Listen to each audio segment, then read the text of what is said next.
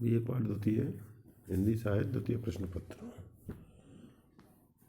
प्रिय विद्यार्थियों, आज का विषय है इलेक्ट्रॉनिक माध्यम, पत्रकारिता के इलेक्ट्रॉनिक माध्यम। पत्रकारिता मूलतः जनसंचार माध्यम है, पर मानव द्वारा किए जा रहे आविष्कारों ने जनसंचार के लिए एक अन्य माध्यम की भी खोज की है, जिसे इलेक्ट्रॉनिक माध्यम कहते हैं। इस माध्यम में व्यक्ति से व्यक्ति या व्यक्ति से समूह तक संचार की व्यवस्था ही नहीं होती है, अपितु दूरस्थ बैठे लोगों से भी जनसंचार और संप्रेषण होता है, क्योंकि यह एक ऐसी प्रक्रिया है जिसमें यंत्र के माध्यम से कोई सूचना, विचार और अभिव्यक्ति आदि को तमाम या असंख्य लोगों तक प्रेषित किया जा सकता है।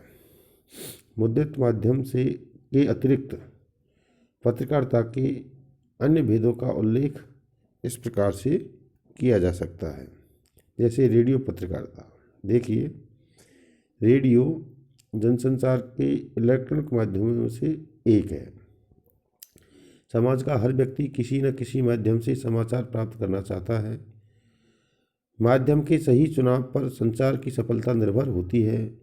व्यक्ति समाचार पत्र का चयन कर सकता है, और यदि वह अशिक्षित है तो वह समाचारों के लिए रेडियो चयन कर सकता है। अशिक्षित और साधनहीन व्यक्ति कभी भी टेलीविज़न क्रय नहीं कर सकता है।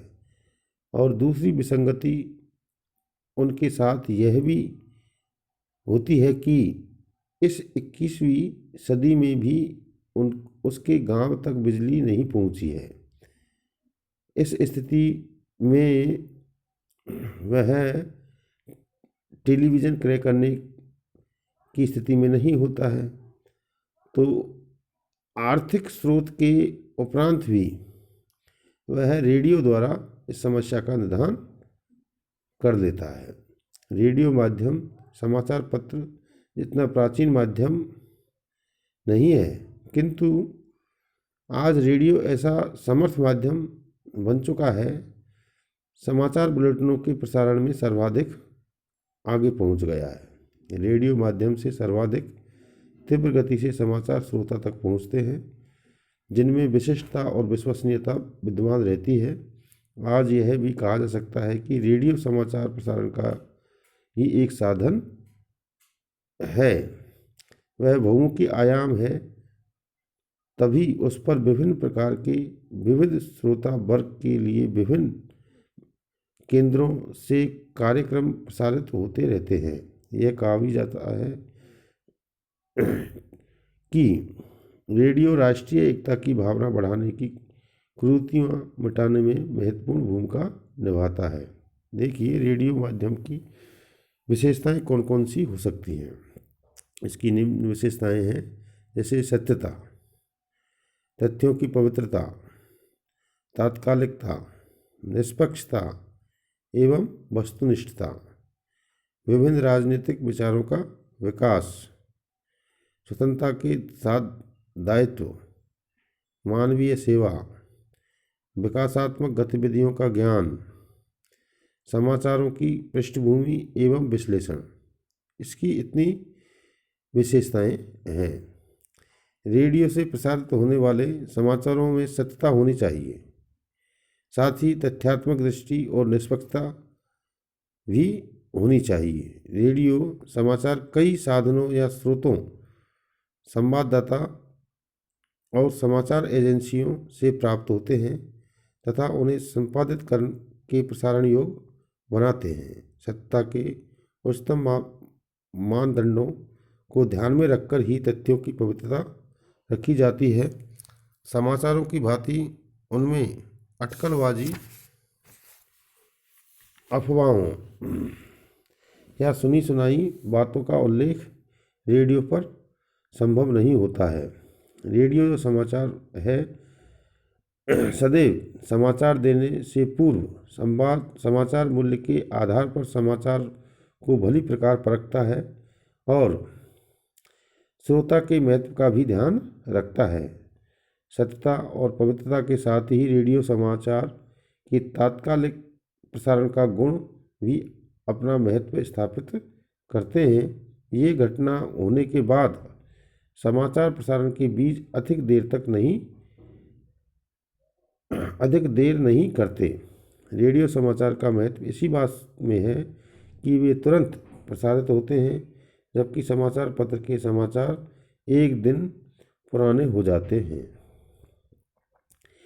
रेडियो समाचार सरकारी एकाधिकार में रहकर भी निष्पक्ष और वस्तुनिष्ठ होते हैं। कुछ लोगों की धारणा यह रही है कि रेडियो समाचार सरकार के मनोनुकूल होते हैं तथा उसे सरकारी भोंपू तक कहते हैं।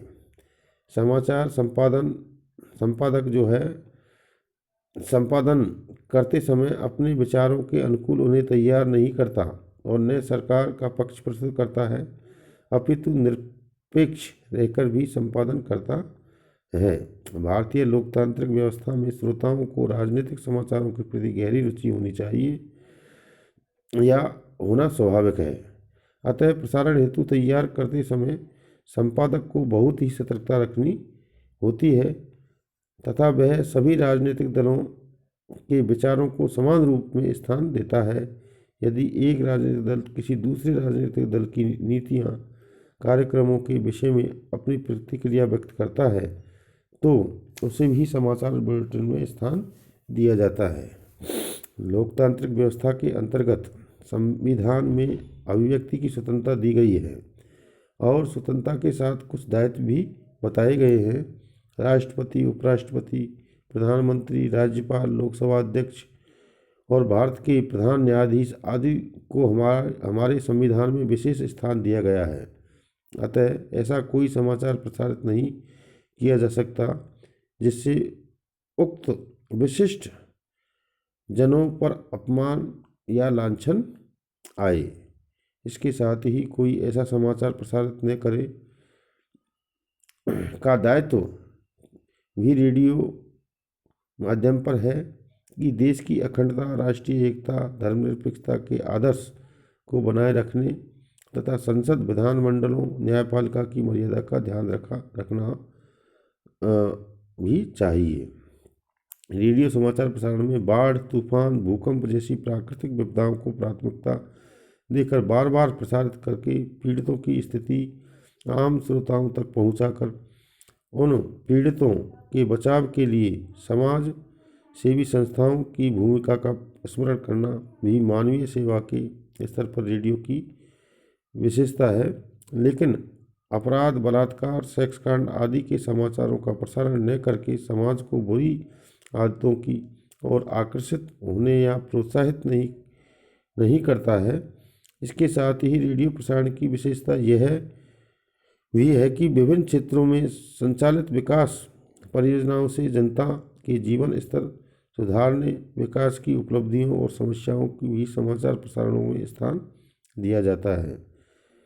रेडियो समाचारों में घटनाओं की संक्षिप्त पृष्ठभूमि देकर सरकार के विकास कार्यों, राजनीतिक परिस्थितियों का निरपेक्ष विश्लेषण करके श्रोताओं को सही स्थिति का परिचय दिया जाता है। समाचारों के सही विश्लेषण प्रस्तुत कर श्रोताओं को सही संदर्भ में समझाने का काम रेडियो प्रसारण का काम होता है। देखिए, रेडियो समाचार प्राप्ति के स्रोत। देखो, समाचार पत्रों या मुद्रित माध्यम को जिन स्रोतों से समाचार मिलते हैं उन्हीं स्रोतों से रेडियो को भी समाचार मिलते हैं। एक बार फिर इन स्रोतों का उल्लेख किया जा सकता है, जैसे संवाददाता।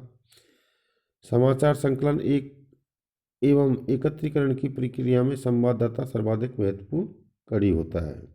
सभी समाचार ब्यूरो विभिन्न महत्वपूर्ण स्थानों और क्षेत्रों के स्रोतों में जिस प्रकार अपने संवाददाता नियुक्त करते हैं, उसी प्रकार रेडियो केंद्र भी अपने संवाददाता नियुक्त करते हैं। वे अपने निश्चित एवं निर्धारित क्षेत्रों से समाचार संकलित कर उन्हें संपादित कर केंद्र को भेजते हैं तथा क्षेत्रीय रेडियो केंद्र से बुलेटिन के रूप में उन्हें स्थानीय समाचारों के रूप में प्रसारित करते हैं।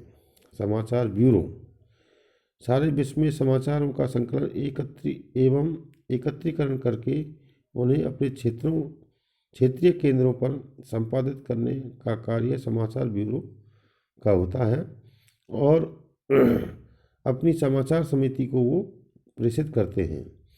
ये समाचार ब्यूरो भी अपने संवाददाताओं के माध्यम से ही समाचार संकलित कराते हैं और क्षेत्रीय ब्यूरो उन्हें प्रांतीय केंद्रीय कार्यालयों तक टेलीप्रिंटर द्वारा पहुंचाते हैं और मुख्य कार्यालय से उन्हें पुनर्संपादित कर क्षेत्रीय एवं ब्यूरो कार्यालय भेजते हैं, जिनके टेली प्रिंटर अपने ग्राहक समाचारों को वितरित करते हैं।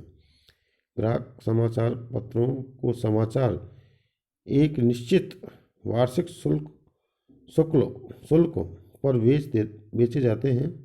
भारत में विदेशी और भारतीय समाचार समितियों में Reuters press trust of India, united news of India, Univarta के रूप में हिंदी समाचार सेवा उपलब्ध कराती है। प्रेस विज्ञप्तियों या सम्मेलनों का स्रोत प्रेस विज्ञप्तियों के माध्यम से अथवा प्रेस सम्मेलन के आयोजन से भी रेडियो केंद्रों को नियमित समाचार उपलब्ध होते हैं। राजनीतिक दल, सार्वजनिक एवं निजी संस्था भी समय समय पर प्रेस सम्मेलन और विज्ञप्ति जारी करते रहते हैं।